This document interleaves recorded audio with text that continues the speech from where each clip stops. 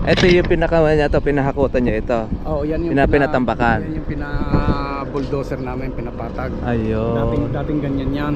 Oo, dito kuha na siya. Pinapatag namin yan para yun nga, planuhin kung ano magandang maitanim dyan. Oo. Ay, pwede po ito. Kalamansi maganda po Pwede nito. yan. Pwede. Okay. Meron pang itatambak dito.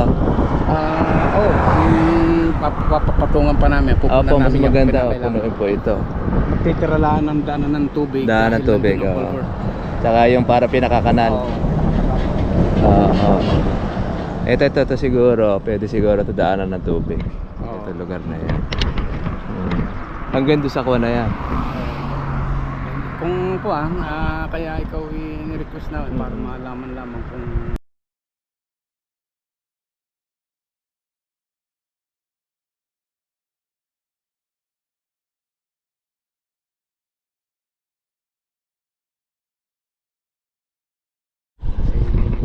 Ito yung pinahakutan niya ito. yan yung Pinatambakan. yan yung pina-bulldozer namin, pinapatag. Ayun. Dating ganyan yan. Oo, dito kuha na siya. Pinapatag namin yan para yun nga, planuhin kung ano magandang maitanim dyan. Oo. Ay, pwede po ito. Kalamansi maganda po nito. Okay. Meron pang itatambak dito.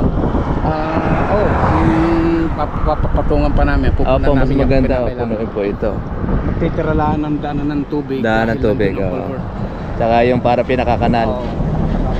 Oo. Ito siguro. Pwede siguro ito daanan ng tubig. Ito lugar na yan.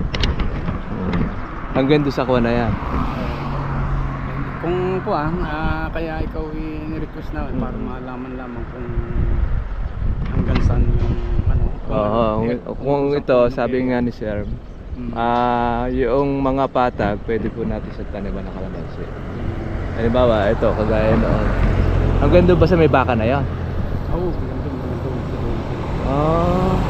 Di yan pala, pwede na natin patagin din yan.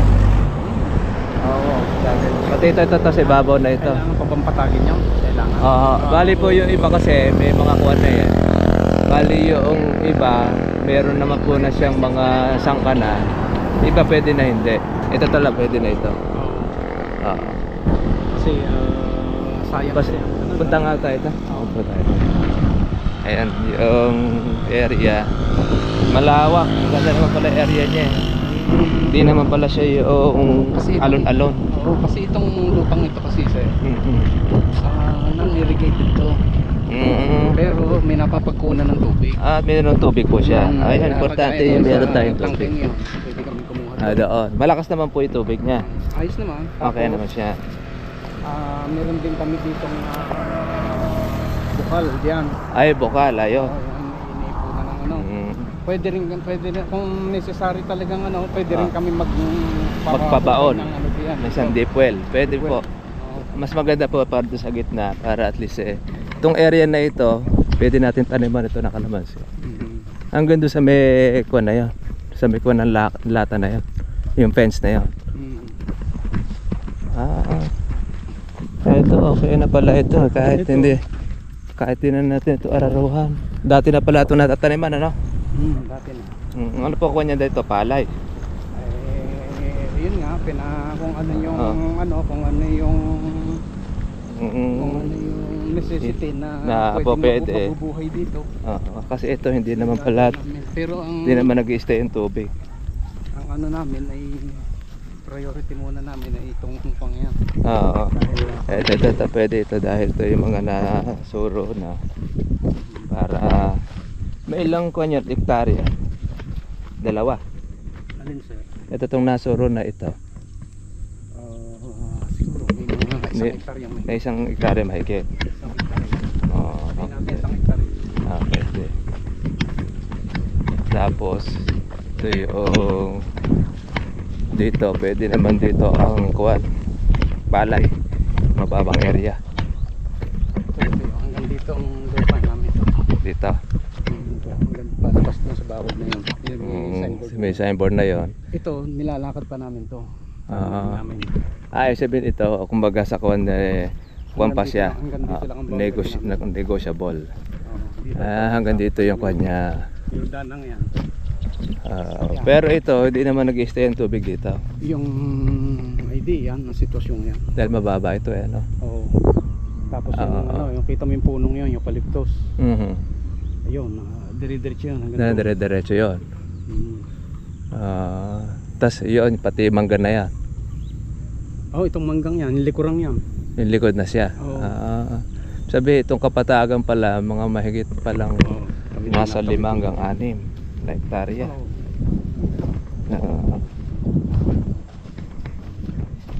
Ito sa mga ganyan, anong pwedeng itanim dito? Ito sir, pagka kasi sa tagulan, pumamahayan siya ng tubig. As palay po pwede natin dyan. Dito. Apo. Dahil pagkakalamansi kasi baka mamatay alap yung kalamansi natin eh. Ito sa taas, pwede rito. Kalamansi. Apo, kalamansi yan. Yan, lahat ng Lahat ng sa taas na ito, pita, puro kalamansi. Kaya naman ito, nakaporma na pala sa patubig eh. Oo. Bubutasan na lang natin. Pwedeng kalamansi ito, no? Lahat to. Naman nito, may tapunan kayo ng tubig. Ibaba. Daming kalamansi ito. Oo, marami po ito. Sabi ko nga kay sir, bibili pa siya ng lupa. Nabalitaan ko palang marami pala siyang lupa eh. Ito na lang ako i-develop natin. Tinawagan nga agad ako eh. Oo. Magandang proposal sa atin si Bossing. Sama mo. Kasi sayang naman ito kung hindi natin ito i-develop. At least no, hindi na kayo bibili. Yung bibili niya ng lupa, bibili na tayo ng pula. Oo. Ayan, okay ito. Lupa na hanggang doon sa may bakang yun, bilis hindi dulo. Oo. Doon sa may sasakyan yun. May mahigit nga sa 5 ito. Oo, yan, yung mga kapatagan. Sabihin, hanggang doon pa yun, sa may bundok na yan. Oo, hanggang doon. Pero ang plano namin, yung ibabaw na yan, palay na sana. Palay. Ito lang magkuhat. Hindi, ang tanim niya po, doon sa mga bababang area, palay. Diyan, maganda diyan. Sabi ko nga kay sir, pag nasubukan niya yung mga 5 hectares na kalamansi, nako pensyonado na siya diyan. Ganun ba? Oo. Sa dami po ng kalamansi.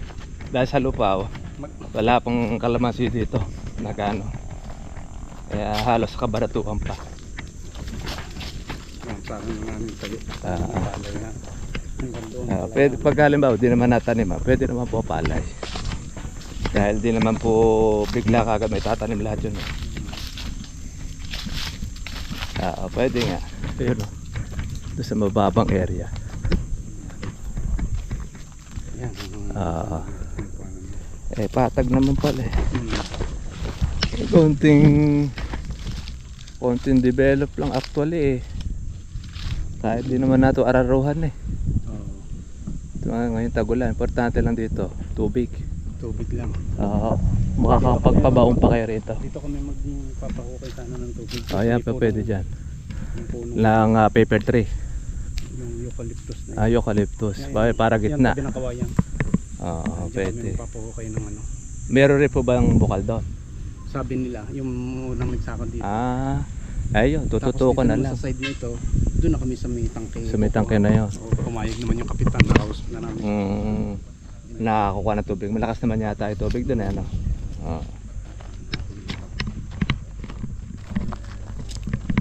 Malawak ito.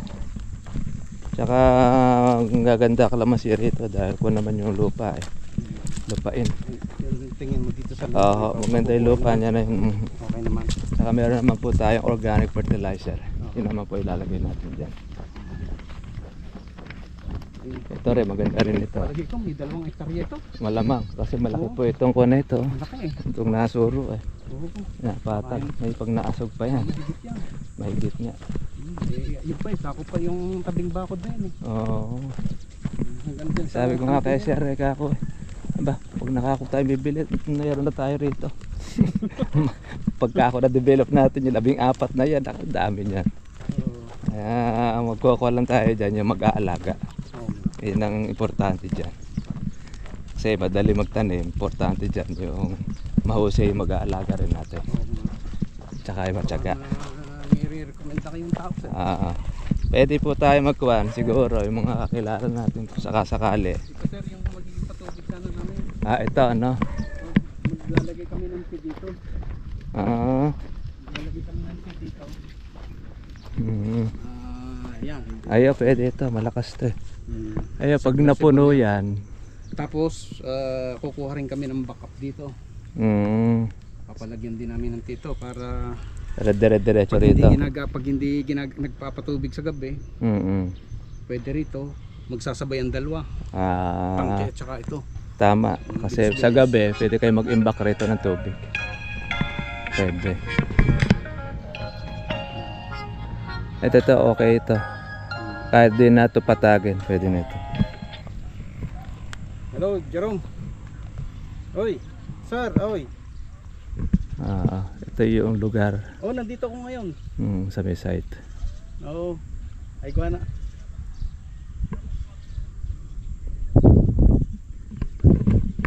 So, mga katribya po sa Sige, sa kuya po, pinabisita po sa atin yung farm para makita po yung lugar kung okay po sa kalamansi. Kita naman natin na okay naman po siya dahil meron naman po siyang mababang area na tuluyan ng tubig. Tapos napatag na niya itong lupa. Bali, kailangan lang natin dito ng patubig at meron naman palang source of water. Ito yung tangke, itong malaki. Malaki rin naman po. Submersible yata ito. Dire-diretso. Pwede na magamit source of water. Tapos meron pa yata doon na bukal na magagamit si kuya. Sige, may message kita. Titingnan ko yung oras ko dito, no? Ito pa yung isa pa na pwede pa niyang mataniman. Samot-sari na po yung pwede pong gulay. Pwede rin naman po siyang kalamansi. Lahat na pwede pong maitanim dito. Importante lang naman dito ang katribya po patubig. So nakita ka naman natin na yun. Malaki po itong area. Saka naayos na ito. Sige, basta may message kita mo mamaya. Meron pa silang pahingahan ito. Dito magandang gumawa ng kubo sa may mangga. Kaya naman ito malamig. Tapos dito naman yung area ng kalamansi. Kaya nakakuha na siya, napatag na. Ito bali sir ang gagawin daan, ano? Oo, daan yan, papunta Oo, tama lang para di mahirap po yung dito. May barangay road doon. yun. Para sakto. Komentado na. Content develop lang. Tapos dito yung mangga. Dito kayo pwede magpagawa ng rest house Oo, dito. para malamig. Kaya sakto itong mangga. Considering Oo. Saka dito rin po yung pilian na kalamansi kapag harvest na. Okay naman yung mangga natin. Alam mo mangga yan? Indian. Kinalabaw. Indian mango, halo na. Oo. Malaki kung matagal na yan, no? Yung ibang pinagsultira na. Dito rin tutuloy yung mga magiging tauhan.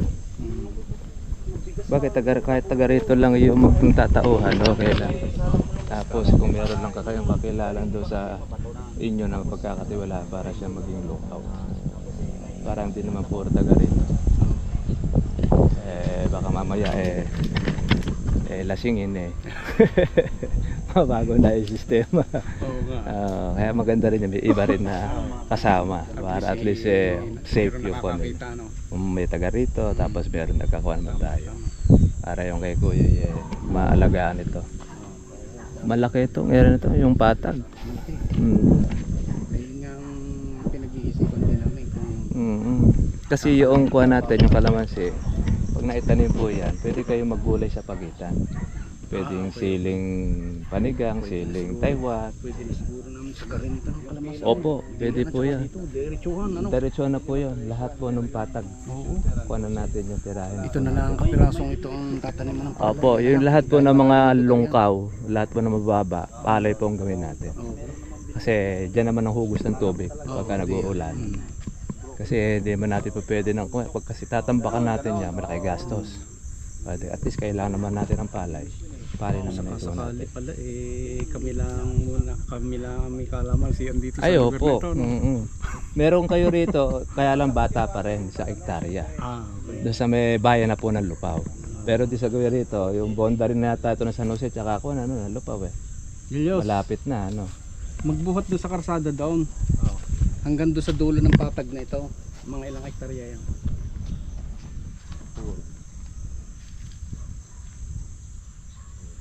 Saan patag? Yung patag na yan, no? Yung wala ng puno. palay na yan, Yung palay. Yung mga gawa ng palay. hanggang doon sa dulo, diretsuhan. Nasa kwan na yan. 10. 10 hektarya, oo. Hindi mo na isasali doon. Oo, kasi pag inasog na doon, nandun na yung pang 14, ano? Oo, sa may taro na ron. Eh, maluwang din pala itong patag. Maluwang din. Oo, kaya marami kayo may tatanim. Maghahalo na tayo ng mga fruit bearing. Okay. Para nun yung mga palibot. Hindi yung kalamansi. Ay, hindi naman. Sa mga gilid-gilid lang natin. Halimbawa dito. Oo. Dito tayo maglalagay ng fruit bearing. Ito tayo may mangga naman. Oo. Oo. Bawasan ko pa itong mangga. Bale, kumanda naman eh. Yung mangga, maganda itong lilim. Mm. Lilim lang pa pwede natin makakon dito. Saka sa mangga naman napapakinabangan naman natin yung bunga. Yun nga lang, medyo mahirap lang mag-alaga ng mangga. Oo, Lalo ngayon nasisira. Yung 40 puno ko nga, isa play. Sablay. Sablay. Nakaw, sayang ano.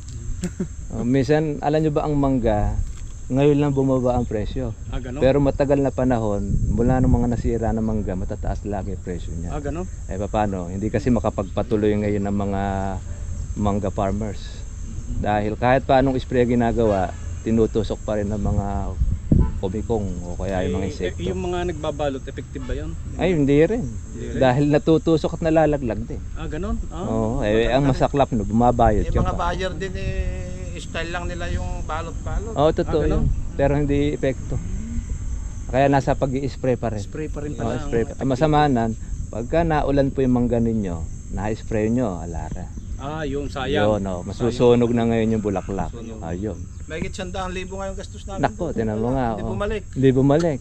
Kaya marami po mga dumadaing na mga mango farmers. Yun ang problema nila. Panahon ng kalaban. Oo. Tama nga. Sa halos buong Tagaro ay mahal ang presyo. Wala ka lang mapitas. Wala rin. Kaya ang ginagawa ng iba, lalo sa parte sa may kuya po, pinapalitan nila ng kalamansi. Kinakat na. Totoo yung kinakat na nila. Kasi sa kalamansi kasi, all season kasi yun. Yun ang kagandahan. Hindi seasonal yan eh. Hindi seasonal. Yung mangga ay seasonal yan. Seasonal kasi, hindi mo isang beses magbubunga isang taon. Pagka pumalpak pa, nasira na insekto, maghihintay ka another year uli. Kawawa na uli yung kodo, gutom na. Yung kalamansi, alakang Po, problema dyan. continuous ang pagbubunga niya. Basta't continuous ang alaga ninyo, mamumulaklak siya. Tapos, pagkamat ini-spray rin siya, kasi importante rin yan dahil may mga insekto eh. Kakagandahan kasi nun, mababa yung spray, hindi kagaya sa mangga. Aakit ka pa. Nako, katakot-takot ng gamot ang kailangan sa mangga. May ang isang power spray. Opo. Kasama ko si Per. Kaya di kagaya. Si Julius.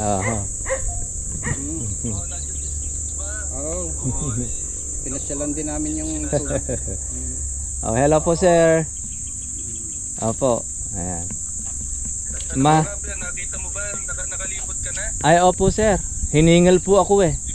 Hindi ko naikot eh. Kaya yung kapatagan po pala ninyo malawak. Ay sabi ng mga taga rito, mga nasa 10 hektarya. Oo, kaya ako malaki rin pala ako pa pwede nating maitanim dito. Kaya ang kailangan lang muna natin, yung pong ibang mga kuha na siya, okay na. Yung mga parang sa palay na. Wala na po tayong lilinisan na doon. Kukuha na po natin siya pa pwede na natin siyang taniman. Ang pwede nating taniman ng palay yung lahat ng mababang area. May nakita ko rito mababang area. Obligado rin kasi tayo mayroong mababang area para tapunan ng tubig. Kasi nag-ulanan, obligado meron tayong tapunan para hindi kalat-kalat po sa kuha natin, kalamansi. Tapos yung kung tinambakan po ninyo rito, pwede na po ninyong ipasagad para mataniman natin. Gawa lang naman kayo ng kanal. para doon sa gilid. At least doon po mag-i-stay yung tubig. Yung binuldoser, Yung binuldoser. pwede raw taniman ng kalamansi. Yung sa harapan na. Oo. Apo, yung buong patag na yon. Oo, Buong patag na siya. Hanggang dun daw sa likod ng ano, yung palayan ditong gagayaking palayan, pwede rin daw, maganda rin daw ang kalamansi dito. Saan? Kita mo yung manggahan dito, yung likod ng mangga, di ba? Ano yun? Mataas. Patag yun, may taas. Mataas ang Pwede raw area. diretsyo ng kalamansian din daw yun. Idudugtong doon sa may binuldoser natin. Para continuous siya. Ayos ba ho yung lupa dyan? Okay naman yung lupa? Okay po yung lupa po natin dito. Hindi naman po siya yung lagkitan eh. Lupain. Para rin din lupa rin sa amin. Lupain siya. Yun po kasing lupang lagkitan, yung lupang bukid na talagang pag walang tubig parang bato. Ito hindi naman eh. Ganda yan. Maganda yung lupa po ninyo. Tsaka meron naman tayong organic, kaya malakas ang kuwan natin na pwedeng mabubuhay ang kalamansi natin dito sa area. Maganda po yung kuwan nyo, papatag. Hindi na ba pwede ang palay dyan? Kumbaga sa itong area? Pwede po sir yung palay po natin doon po sa mga mababang area. Pwede rin naman kayo doon sa may patag din, maglagay rin kayo ng palay, halimbawa. Kung marami na po yung kalamansi, pwede rin kayo maglagay ng palay din. Kasi di naman natin lahat matataniman yan ng kalamansi. Yung mga area po na bakante, pwede palay. Oo. Pero yan pong kuna, yung na-bulldozer, anong suggestion dyan? Palay o kalamansi? Mas maganda po rin yung kalamansi. Mas okay po kalamansi po rito kasi patag siya. The best po yun. At saka wala nang damo eh, maganda na yung Opo, taniman. maganda na po siyang taniman. Kung baga sa kuwan, ready na siya. Ready na po nating, opo. Diretso na, di ba? Opo, diretso na po siya. Ito lang din pong mga, opo, itong mga parang yung tinataniman po ng palay. Pwede na rin po siyang konti, taniman na rin ng kalamansi. Wala na tayo i-develop dito eh. Kasi sa Tagaraw, maginhawa na pong tubigan. Dahil meron na siyang kawan eh. Paagos na gagawin na natin dyan, talaga mabubusog siya. Opo, parang tubig palay. May slope na konti, di ba? May slope na ng konti pa una. So, Opo, meron doon. Pagkakuha naman yun, ginagamitan natin ang hose. may tangke. Opo. Nakita nyo tubig sa may tangke. Okay. Malaki nga po yung tangke po ninyo dyan eh. Kaya yung po, yung tangke na yan, pwede makasurvive dito sa ating pinatag na lupa para sa kalamansi.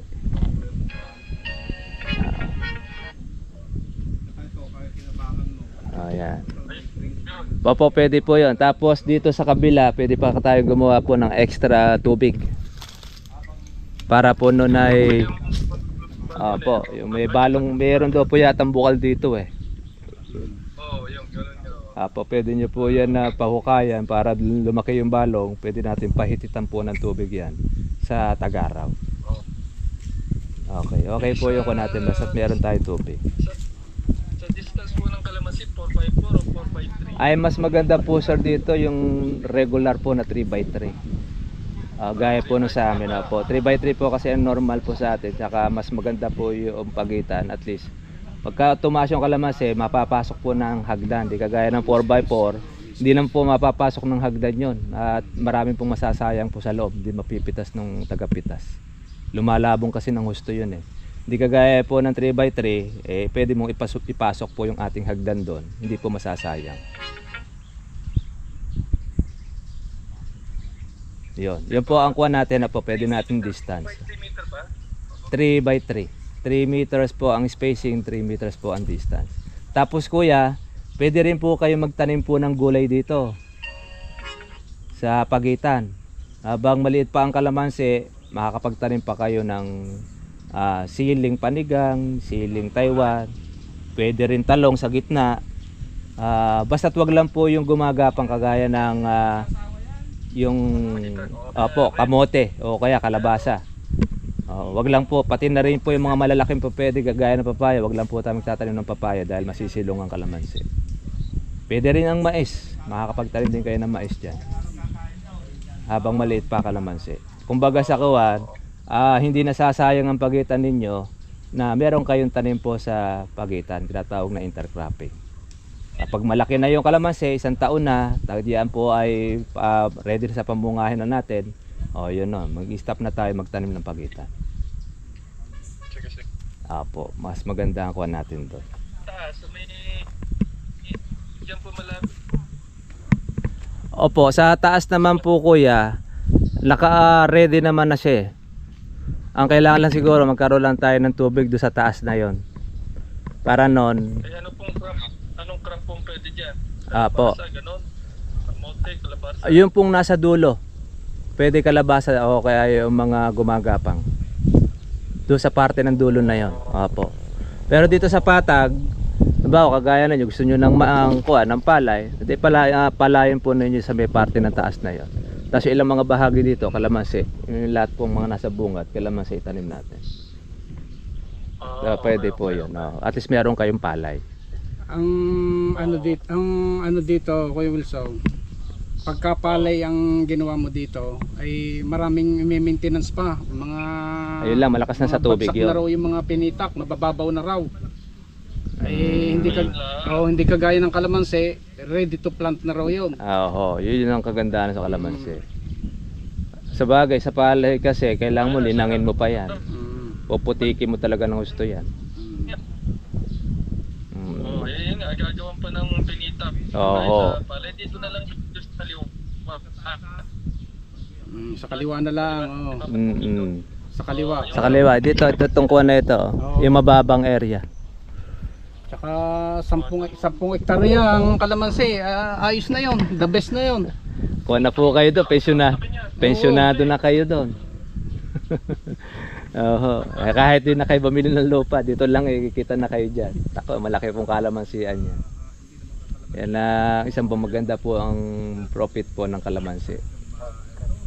Oo. Ang kailangan lang po natin dyan kuya, sa 1 hektarya, ang mag-handle po dyan, mga 1 o 2 tao.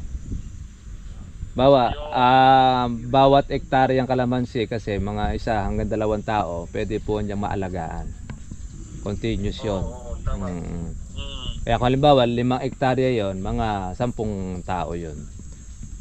Opo, 5 hanggang 10 nakatao.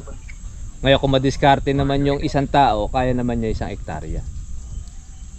Yun naman ang kuha niya. Pero pagka halimbawa, kailangan niya rin ng katulong kasi pagka ang kalamansi po i-spray na po natin, kailangan niya na may partner para meron tagahilan ng hose, may tagapito naman ng sa pag-spray.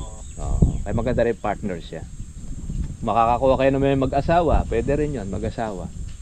Makakapagtanim pa sila ng gulay sa pagitan. Yun nga. Tama-tama, ngayon pong tagulan, patagulan tayo, kahit anong gulay pwede nilang itanim dahil wala tayong naasahan na magpapatubig sa tag-araw Ngayon total naman, ang handa natin bago dumating yung tag-araw, ihanda na po natin yung mga tubig para continuous naman na po yung ating alaga sa kalamansi. Pero kailan po yung magandang pagtanim? Ngayon pang June, pwede magtanim ng kalamansi? Apo, pwede na po yan kasi kuha na po yung lupa natin, sagad na po ang basa niya Dahil madalas na rin po ang pag-uulan natin. Opo. Kaya lang minsan sa Mayo, kaya hindi tayo agad nagtatanim dyan dahil yung kahit umulan na malakas, tuyo pa rin ang lupa. Ngayon naman dito sa atin, opo, tuwing hapon naman ay halos ay umuulan naman. Kaya busog pa ang lupa natin sa patubig. Yun naman ang kuwan. Tsaka meron naman po tayo, kung sakali mang hindi umulan, meron tayo ritong tubig na makukunan. Yun ang ganda naman ng kuwan natin. Kung ano, pwede ko naman lagyan ng hose yan, di ba? Yung irrigation. Opo, yung hose gaya ng ginagamit po natin. Pwede po yun. At least po noon, nakita natin po yung area at yung pong mababang lugar, pwede na po natin yung palayin. Doon po natin ilalagay ngayon po yung ibang tubig para meron siyang istakan. Total naman pala, 2 pala ang source ninyo, isa sa bukal, tsaka isa rito. Mag-addition na tayo doon sa may tuktok na yon. May bukal din doon. Yun, may bukal. Yun, may taas. Ayan, kalatan natin ng tubig. Para po nun sumapit man po yung tagtuyot, meron tayong source of water. Mabubuhay po yun. Kahit anong itanim natin gulay, mabubuhay siya. Lalo na sa kalamansi. Opo. Maganda yung slope, di ba? Opo, maganda yun. Mataas siya eh. Maganda yung slope eh. Tsaka kung siya, sliding lang eh. Sa taas, pababa. Opo, yung pong ating hose, puro sa taas manggagaling. Pababa naman yung ating tubig. Oo. Kaya maganda, masarap tubigan nito ang lugar ninyo na ito. Okay siya dahil nakaporma na eh. Hindi kagaya dati na ipoporma pa lang, ay medyo mahihirapan tayo. Ito, okay na siya. Kumbaga sa kuha, ready na talagang kuha na rin, taniman. Tsaka kuha yung lupa ay malambot na eh. Kahit di nga araruhan eh. Ay, nag-uulan-ulan na ngayon. Oo, malambot po yung lupa eh. Oo, eh, tsaka yung kuha nito, mayroon siyang buhaghag yung lupa niya. Maganda yung lupa niya, buhaghag. Buhagag ba? Opo, may halong buhaghag siya. Oo, di. Okay. Kaya yan talaga kuha, lupa eh. Pwede sa gulay yan. Opo, ready rin po sa gulay natin. Pero Yan. pwede po pa sa sibuyas yan? Yan lupang yan? Pwede sa Ay po, pwede naman po sa magsisibuyas yan. Ay kasi po dito sa lupa may nagsisibuyas din. Sa San Jose, marami pong nagsisibuyas po diyan.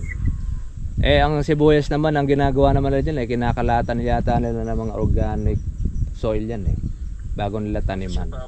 Opo. Oo. Eh kaya lang po kasi ngayon, sa palaran din sa sibuyas kuya, kailangan malakas ang loob nyo sa harabas.